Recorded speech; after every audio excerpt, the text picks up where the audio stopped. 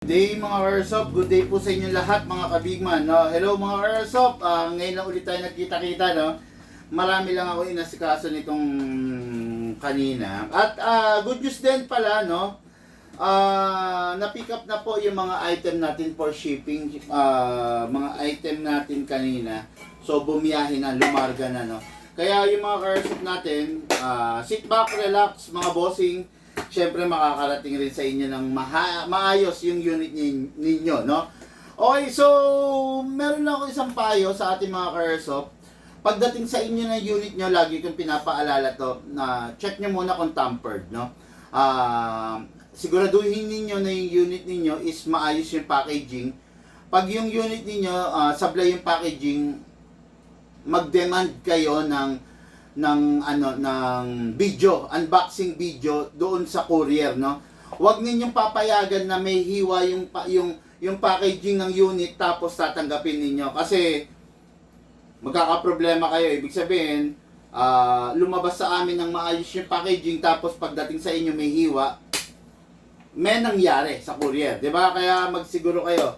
Tapos, 'yon, payo ko lang, basta habang ina-unbox niyo naka-video, then at the same time, pag yung unang test fire niyo, i-video niyo, no? From that, meron kayong ebidensya, from that meron kayong patunay, no? Patunay na defective yung na-receive niyo na unit or kulang yung na-receive niyo na unit, nagkaroon ng problema sa courier yan, pag gano'n, no? Okay, so shout out, good evening po, Sir Alex Tiki of Tikuwi, no? Tiki, kung basahin to, no? Of Cabanatuan Nueva Ecija, no? Itong mga, alam niyo ba to, itong mga Tiki na to, mga sikat to pagdating sa diyan sa Nueva Ecija, pagdating diyan, no, sa lugar na 'yan. Mga contractor to, no, ng diyan sa mga lugar na 'yan, no?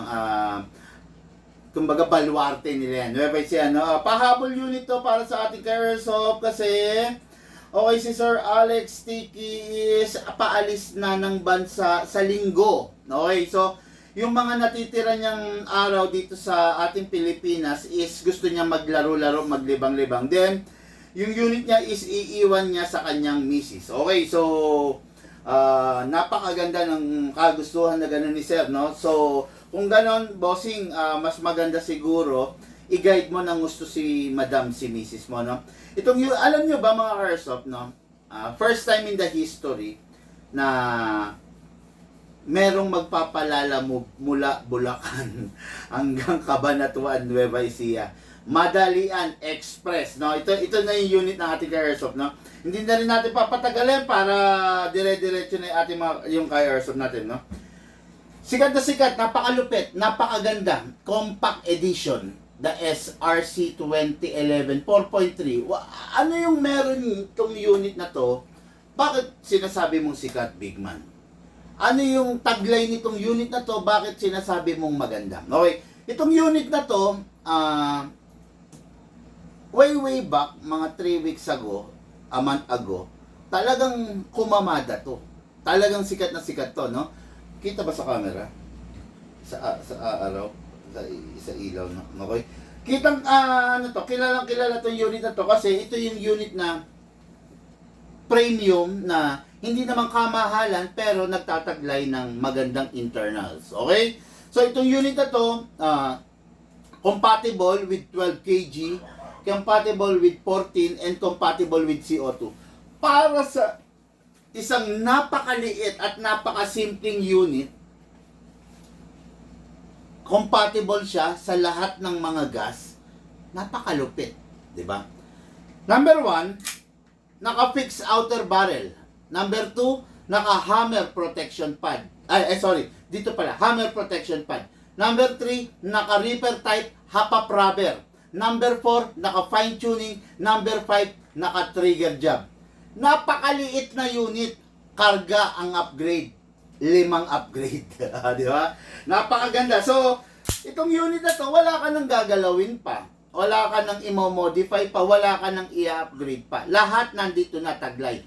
Yung taglay niyang upgrade na 5 na yon, fine tuning, trigger job, fixed outer barrel, Hapa Praver and Hammer Protection Pad, nagkakahalaga yon. Yung upgrade pa lang ha, nagkakahalaga yon ng 7.5 to 9.5.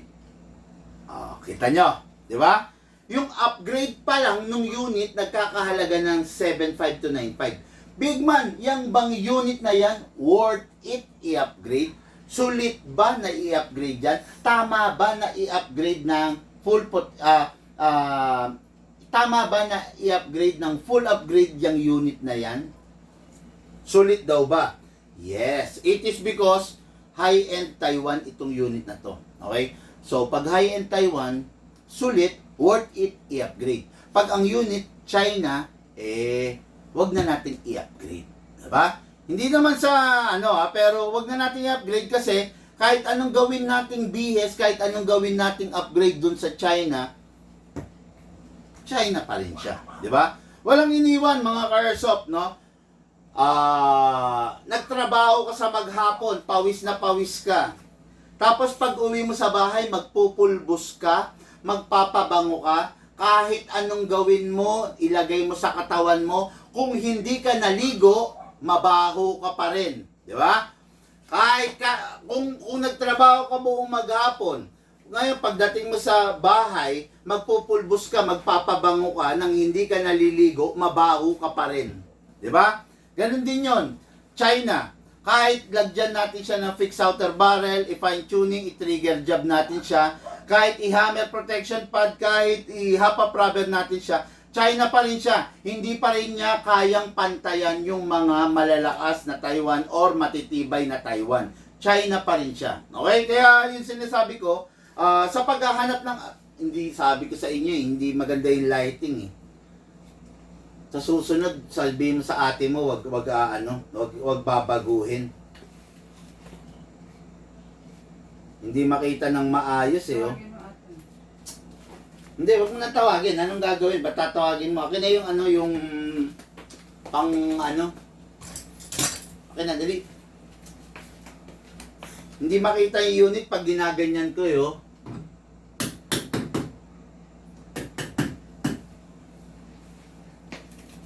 Kikita ba? Medyo hindi.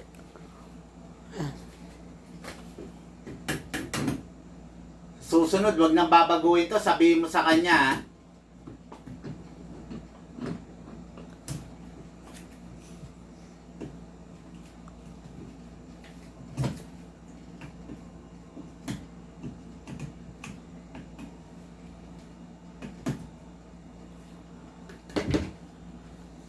Kaya ako tugtungan.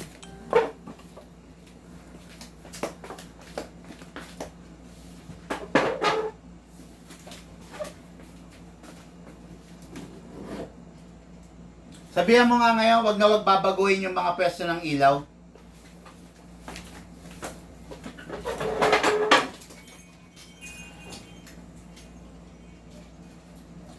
So, tingnan mo nga kung nakikita ng maayos. Okay na. Kita?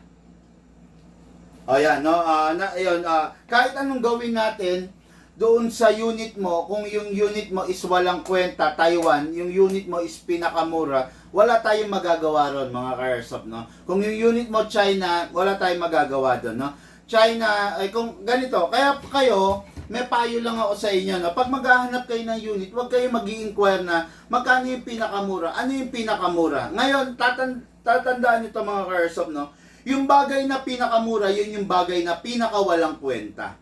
Yung bagay na pinakamura, yung bagay na pinakamahina. Yung bagay na pinakamura, yung bagay na pinaka-budget meal, yun yung mga bagay na hindi magtatagal.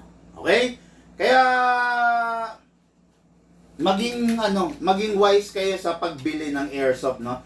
Kasi bibili nga kayo ng pinakamura tapos after ilang araw lang sira na. Sayang lang yung pera ninyo, di ba? Kaya ako, ang sinasabi ko sa inyo, may choice kayo, may option kayo. Pwede kayong bumili sa akin, pwede kayong maniwala sa akin, pwede ring hindi. Di ba? Ngayon, pag hindi kayo naniwala sa akin, magkita tayo after mga ilang araw. Bakit tayo magkikita after mga ilang araw? Kasi magpapagawa ka sa akin. Di ba? Kasi magpapagawa ka sa akin. Kasi kami lang ang masasabi ko talaga na kayang gumawa ng unit na yan, di ba? Kasi kami lang ang lifetime warranty, di ba? Kami lang ang seryoso dun sa pangako namin lifetime warranty. Okay? Pakilagay nga rito yung mga unit na na-repair na. Sige, ito mga ka-airsoft, no? Pakita ko lang rin yung mga unit na na-repair na. Sige, ilagay mo rito.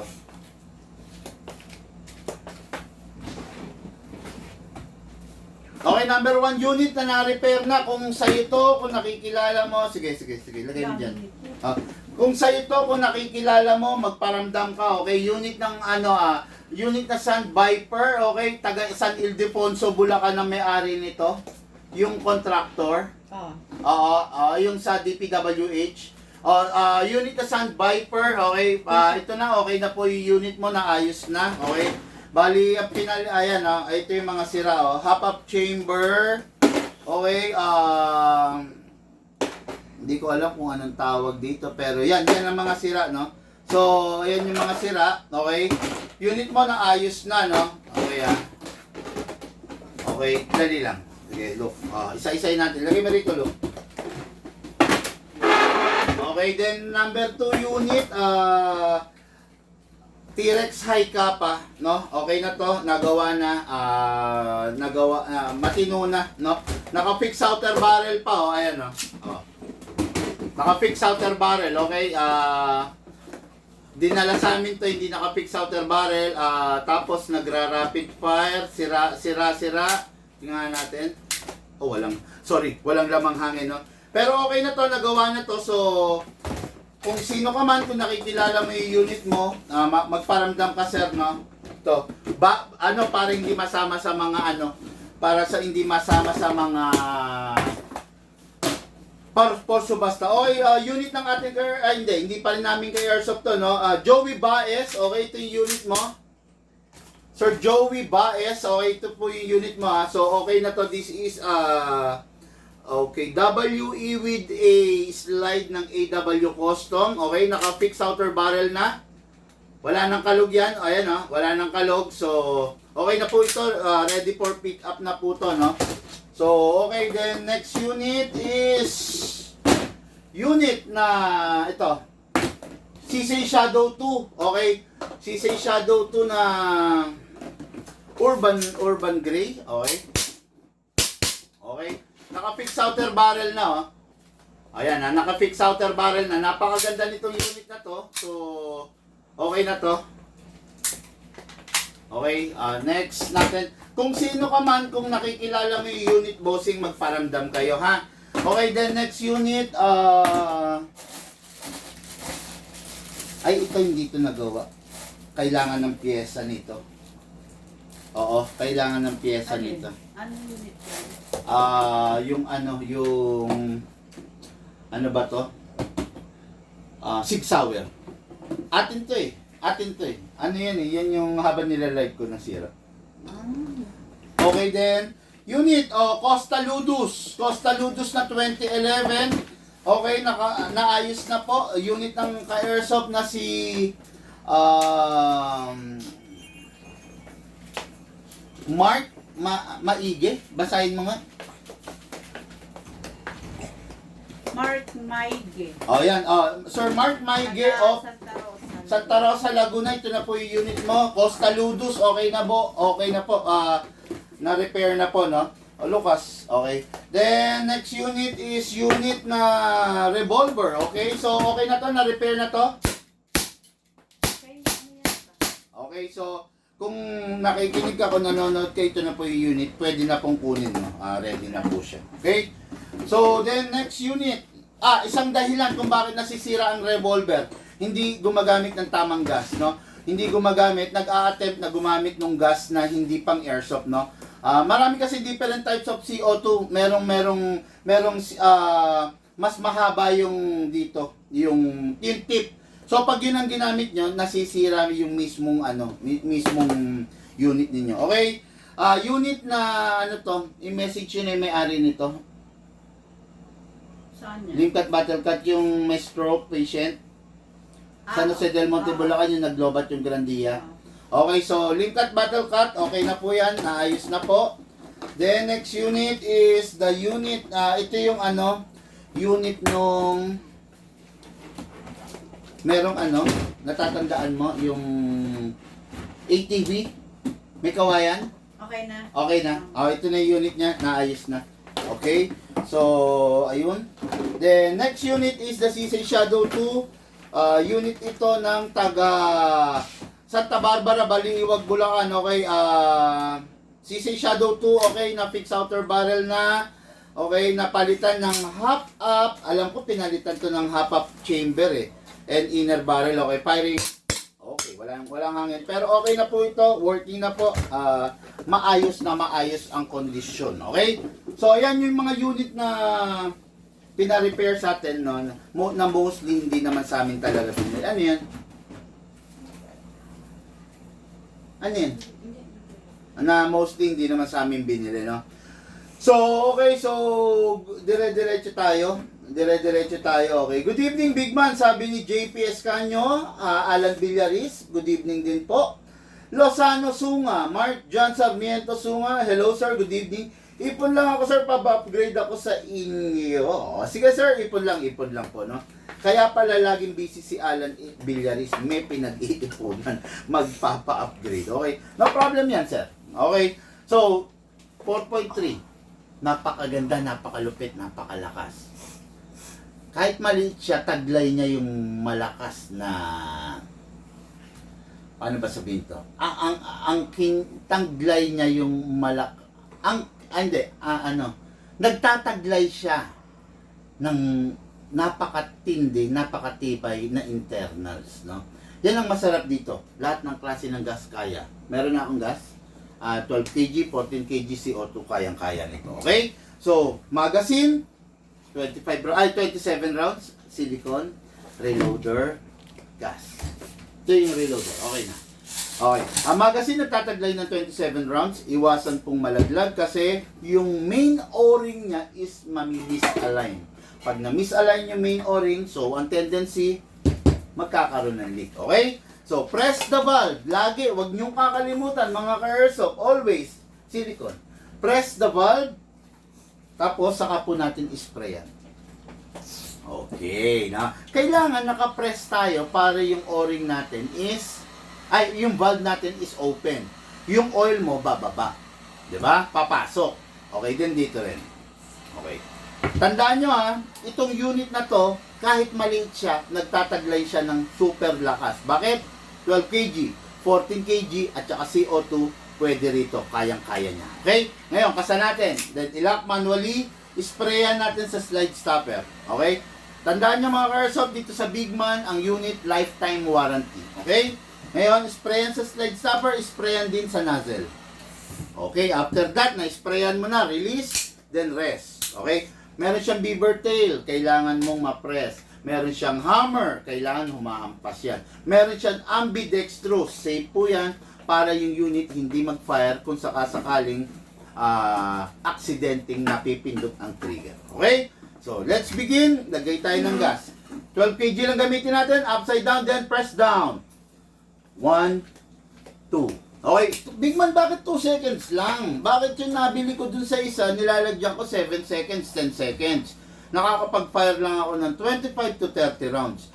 Yung 2 seconds na nilagay mo, Big Man, ilang rounds ang kayang i-fire niyan? Okay, normally 40, 50, 60 rounds yung 2 seconds namin. Bakit ganon, Big Man? Bakit ganon naman katipid? Matipid po yung unit namin kasi upgraded. Okay? Yung unit po namin, wag nyo ikukumpara sa iba kasi yung unit nila hindi upgraded. Pero ito po, upgraded po kasi to. Kaya, expected mo na talagang matipid. At the same time, malakas. Okay? Ngayon, hatakin natin ito pababa. Then, put your right thumb here. Then, lagyan natin ng bala. Maximum rounds is 27. Pero, ang recommended lang ni Big Man is 20 to 23 lang mga ka-airsoft para hindi talaga masira yung spring natin. Okay? Pasensya na yun, may sugat ako, masakit pa rin. Pasok, then kasa, ready to fire. Lukas.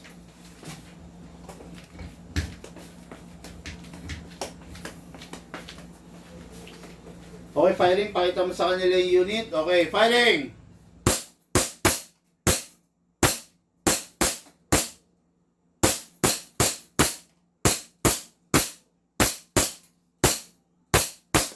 Okay, open slide. Sige, go. Open slide kasi wala nang bala mga ka-airsoft. Next thing to do, ano? Release the magazine. Sigaw mo para marinig nila. Again. Okay. Release the magazine. Oh, release daw the magazine. Then, Release the slide. release the slide. Okay, then, Press the hammer by pressing the trigger. okay. Yun. Oh, kita nyo. Ganun yung proper pag tapos na. Paano yung common mistake? Pakita mo. Ayan. Pag tapos na, ganun yung proper. Ganito yung common mistake. Sige. Okay. Nag-open slide. Okay. Common mistake na ginagawa ng iba. Ano?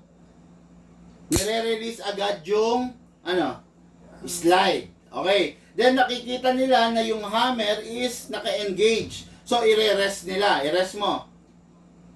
Okay. Nakita nyo? Pumuputok. Yun yung common mistake. Yun yung mga ginagawa ng mga tao na sabihin natin hindi nakakaintindi dun sa airsoft, no? Kung saan nakatutok yun, halimbawa lang merong bala, or kung nasanay ka ng ganon, humawak ka bigla ng totoong barel, makakapatay ka, makakadisgrasya ka na, di ba? Kaya lagi ko sinasabi, sundin nyo yung pinakatama, okay? Release the magazine, then the slide, then rest the hammer by pressing the trigger, siguraduhin walang magazine. Then, that's it. Pwede mo na ipasok yan. O, yun, di ba? So, ayun, yun yung tama, yun yung proper. Sana po, kay Sir Alex Tiki of Cabanatuan, sir, bago mo iwan kay Mrs. yung unit, I do suggest panood mo sa kanya tong video na to. Tapos, mas maganda kung maipapaliwanag mo yung mga do's and don't, no? ng paghahawak ng baril. Okay, si Sir Alex kasi is hanggang Sunday na lang dito sa Pilipinas. Lilipad na siya abroad. So, may iiwan yung unit kay Mrs. niya, no? Kaya ako, ang pinapayo ko, turuan si Mrs. Wag yung unit kung aalis ka, wag itago, wag ilagay sa baol, wag ibaon sa simento, wag. Turuan mo yung mga maiiwan. Turuan mo yung mga kasama mo sa bahay. Hindi mo dapat ipagdamot kasi magiging ignorante sila habang buhay.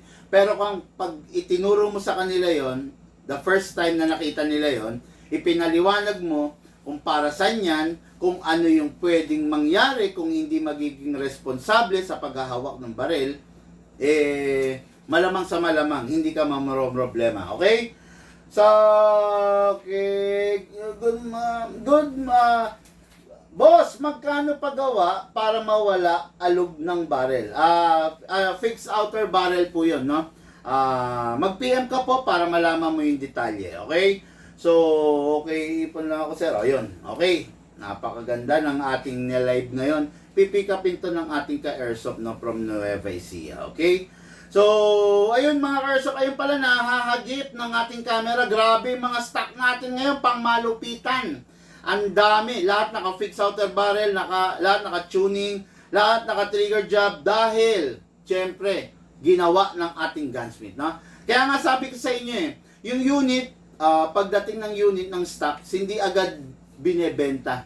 Yung unit dito sa Bigman, kino-convert muna, minomodify, pina-fine-tuning, trigger job, ina-upgrade para pagdating sa ating mga ka-airsoft, wala na silang problemahin, okay? Tandaan nyo, yung unit ninyo, pag all stock, design yan para masira. Pero pag in-upgrade ninyo, tumitino yung airsoft, tumatagal ang buhay. Okay, fine-tuning trigger job, mas magandang i-fine-tuning trigger job, mas magandang i-upgrade pag yung unit bago. Pag yung unit gastado na, pangit ng i-upgrade, no? Pag yung unit, kumbaga, walang iniwan, no? Masarap ipangarera yung sasakyan kung bago, tapos i-upgrade mo. Pero pag yung sasakyan blow-by na, gastado na yung sasakyan, pangit ng ipangarera, tapos hindi mo na may upgrade, papalitan mo na yung makina, di ba? Pag yung unit blow-by na, hindi mo na siya may upgrade, mag-o-overhaul ka na o papalitan mo na yung makina, di ba? Yun ang pinaka mahirap sa lahat, no? Kaya